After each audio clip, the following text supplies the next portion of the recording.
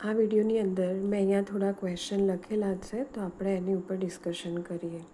બરાબર. આમ તો આ લેક્ચર ફર્સ્ટ હોવું જોઈતું હતું, પણ હવે કંઈ વાંધો નહીં, આપણે લેટલી સ્ટાર્ટ કર્યું. તો સૌથી પહેલાં જોઈએ કે ઓપરેશન રિસર્ચની જરૂર કેમ પડી. તો ઓપરેશન રિસર્ચ બેઝિકલી જોવા જઈએ તો કોઈ બી ફિલ્ડની અંદર હાલની તારીખમાં ડિસિઝન લેવા માટે યુઝ થાય, ડિસિઝન મેકિંગની પ્રોસેસમાં. એટલે કે તમે કોઈ બી ફિલ્ડ લઈ લો, ગવર્મેન્ટ સેક્ટર હોય યા ડિફેન્સ હોય યા રિસર્ચ હોય કે કોઈ બી જગ્યાએ કોઈ બી એવું ઇમ્પોર્ટન્ટ ડિસિઝન લેવું હોય.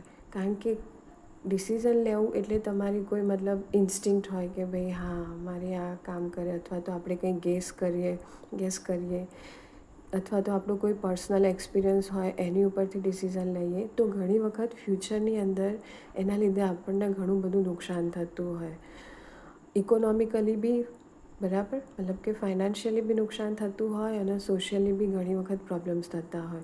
તો કોઈ બી ફિલ્ડની અંદર હાલની તારીખમાં મોટામાં મોટું ડિસિઝન લેવા માટે જરૂર પડે ઓપરેશન રિસર્ચની. જો આપણે એની હિસ્ટ્રીની વાત કરીએ તો સેકન્ડ વર્લ્ડ વોર વખતે, જ્યારે વર્લ્ડ વોર ચાલુ હતું એ વખતે બ્રિટિશ મિલિટરી, હવે એ તો આપણને ખ્યાલ જ છે કે ભાઈ એ વખતે વોર ચાલુ હોય એટલે બધા રિસોર્સિસ કેવા હોય, લિમિટેડ હોય. જેમ કે ફૂડ લઈ લો તમે, મેડિસિન્સ લઈ લો, પછી વેપન્સ લઈ લો. તો આ બધું એમના અલગ અલગ સોલ્જર્સને મોકલાવવા માટે, જે મિલિટરી ઓપરેશન્સ હોય ત્યાં સુધી પહોંચાડવા માટે.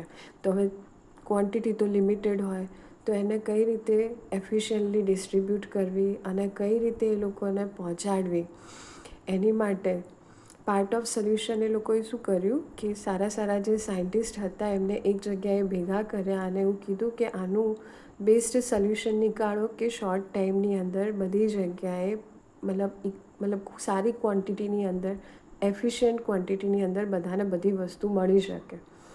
તો એ સાયન્ટિસ્ટે ભેગા થઈને એવી ટેકનિક ડેવલપ કરી. તો એ વખતે સક્સેસફુલ થઈએ. પછી વર્લ્ડ વોર જ્યારે કમ્પ્લીટ થઈ ગયું તો એ જ સાયન્ટિસ્ટે એ વસ્તુ પર કામ કરવાનું ચાલુ રાખ્યું અને પછી ધીરે ધીરે એ વસ્તુને એ લોકોએ અલગ અલગ ફિલ્ડની અંદર ઇમ્પ્લિમેન્ટ કર્યું, જેનાથી કોઈ બી જગ્યાએ ઇવન સિમ્પલ નોર્મલ માણસ હોય તો બી એ વસ્તુને યુઝ કરી શકે. તો હાલની તારીખમાં કોઈ બિઝનેસ ઇન્ડસ્ટ્રી હોય, ગવર્મેન્ટ સેક્ટર હોય, રિસર્ચ હોય, એ બધી જગ્યાએ ઇમ્પોર્ટન્ટ ડિસિઝન લેવા માટે શેનો યુઝ થાય, ઓપરેશન રિસર્ચનો યુઝ થાય. કે એની અંદર જે કોમ્પ્યુટરાઇઝડ બધી ટેકનિક્સ આવતી હોય એ અપ્લાય થતી હોય.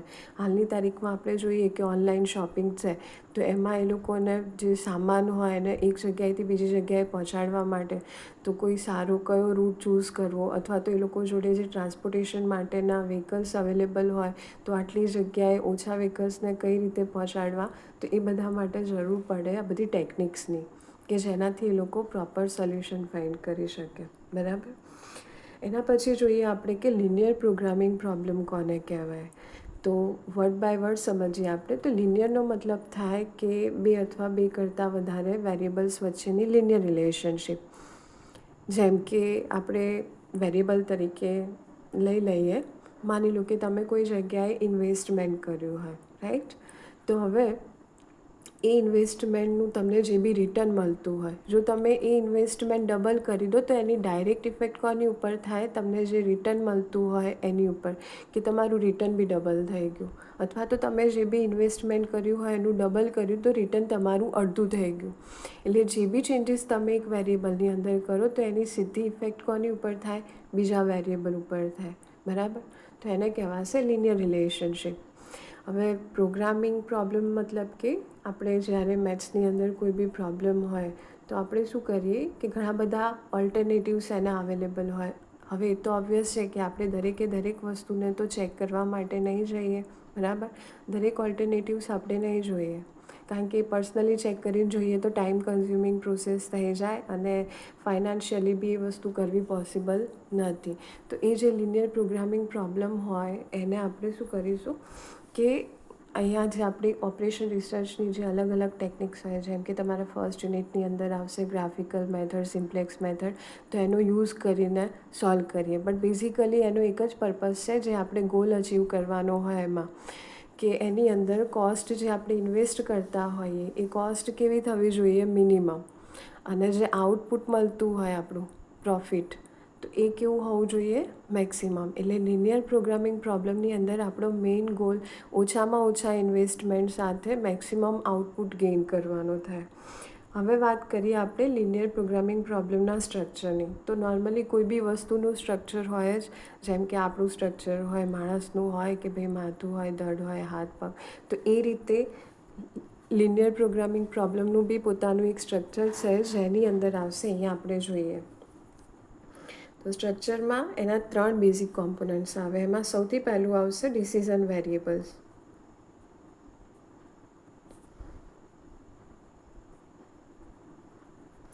ડિસિઝન વેરિયેબલ કોને કહેવાશે?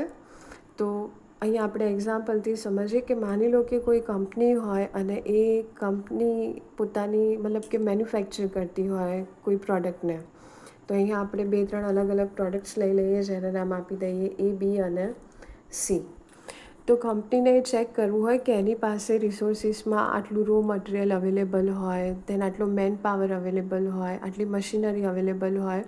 હવે એને કઈ રીતે યુટિલાઇઝ કરીને એ લોકોએ ઓછામાં ઓછા ઇન્વેસ્ટમેન્ટ સાથે મેક્સિમમ પ્રોફિટ, મતલબ કે ઓછી કોસ્ટ સાથે મેક્સિમમ પ્રોફિટને ગેઇન કરવો અથવા તો લેવો. તો પ્રોડક્ટ એની કેટલી ક્વોન્ટિટી મેન્યુફેક્ચર કરવી, બીની કેટલી કરવી, સીની કેટલી કરવી. તો એ ડિસાઇડ કરવા માટે એ લોકો લઈ લે કે ચલો ભાઈ પ્રોડક્ટ એની આપણે X1 ક્વોન્ટિટી લીધી, બીની X2 ક્વોન્ટિટી લીધી, સીની X3 ક્વોન્ટિટી લીધી. તો આ નંબર ઓફ ક્વોન્ટિટી જે આપણને મળે, જે આપણે ડિસાઇડ કરીએ, ડિસિઝન લઈએ કે ભાઈ પર્ટિક્યુલર વસ્તુની કેટલી ક્વોન્ટિટીની અંદર એનું આપણે પ્રોડક્શન કરીએ કે જેનાથી આપણો જે પ્રોફિટ હોય આપણને મેક્સિમમ મળે.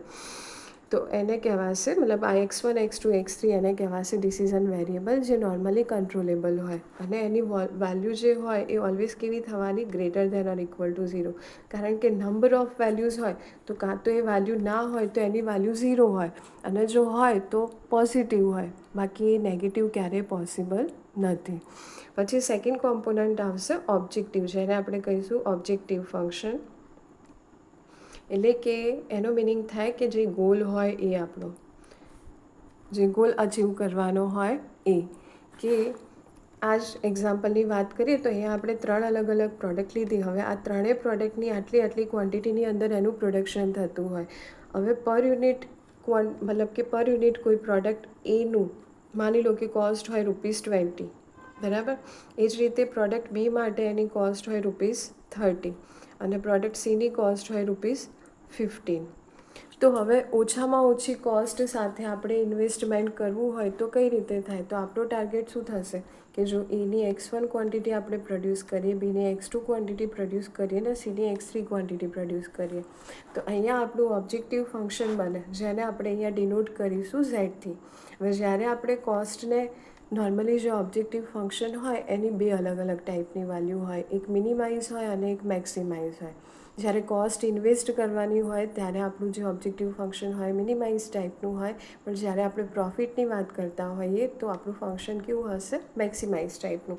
તો અહીંયા આપણે કોસ્ટની વાત કરી તો ફંક્શન આપણું થાય મિનિમાઇઝ, અને ઓબ્જેક્ટિવ ફંક્શનને આપણે ડિનોટ કરીશું Z થી. તો પર યુનિટ જો આપણી કોસ્ટ હોય પ્રોડક્ટ એ માટેની ₹20, તો એવી X1 number of quantity produce થતી હોય તો ટોટલ કોસ્ટ કેટલી થાય? 20X1. એ જ રીતે સેકન્ડની ક્વોન્ટિટી X2 હોય અને એની પર યુનિટ પ્રાઇસ ₹30 હોય તો ટોટલ પ્રાઇસ કેટલી થશે? 30X2. અને એ જ રીતે પ્રોડક્ટ સી માટે એની ક્વોન્ટિટી પ્રોડ્યુસ થતી હોય X3 અને પર યુનિટ પ્રાઇસ 15 હોય તો 15X3. તો આને શું કહેવાશે? ઓબ્જેક્ટિવ ફંક્શન, જે મિનિમાઇઝ હોય યા તો મેક્સિમાઇઝ હોય. અને લાસ્ટમાં આપણે થર્ડ કોમ્પોનન્ટની વાત કરીએ તો એ થાય કન્સ્ટ્રેન્ટ, એટલે કે કન્ડિશન્સ. તો હવે કંપની પાસે મેં કીધું એ પ્રમાણે કે રિસોર્સિસ લિમિટેડ હોય, રો મટીરિયલ આટલું હોય, મેન પાવર આટલો હોય અવેલેબલ, લેબર્સ આટલા હોય, પછી મશીનરી આટલી હોય. તો એ જે લિમિટેશન હોય એ લિમિટેશન સાથે આપણે ઓછી કોસ્ટ ઇન્વેસ્ટ કરવાની હોય અને મેક્સિમમ આઉટપુટ જનરેટ કરવાનું હોય. તો આ જે કન્સ્ટ્રેન્ટ છે એ પણ આપણે ધ્યાનમાં લેવી પડે, બરાબર.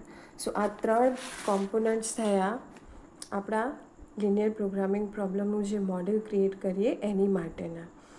હવે વાત કરીએ આપણે general mathematical model of LPP.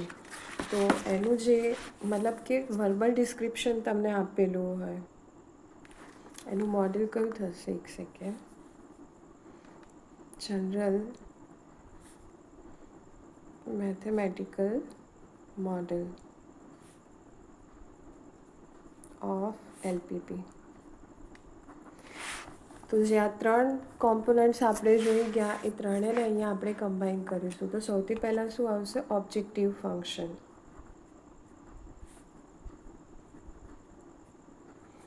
એને આપણે ડિનોટ કરીએ ઝેડથી, જેની વેલ્યુ આપણે ઓપ્ટિમાઇઝ કરીશું, મતલબ કે બેસ્ટ સોલ્યુશન ફાઇન્ડ કરીશું. ઓપ્ટિમાઇઝ વેલ્યુ મેક્સિમમ અથવા તો મિનિમમ ઝેડ. પછી અહીંયા જે આપણે લીધું પર યુનિટ કોસ્ટ અથવા તો પર યુનિટ પ્રોફિટ તમને આપેલો હોય અને એની ક્વોન્ટિટી સાથે મલ્ટીપ્લાય થયેલું હોય, તો એ જ રીતે અહીંયા થશે આના જનરલ મોડેલની અંદર, જેને આપણે કહીશું C1x1 પ્લસ C2x2.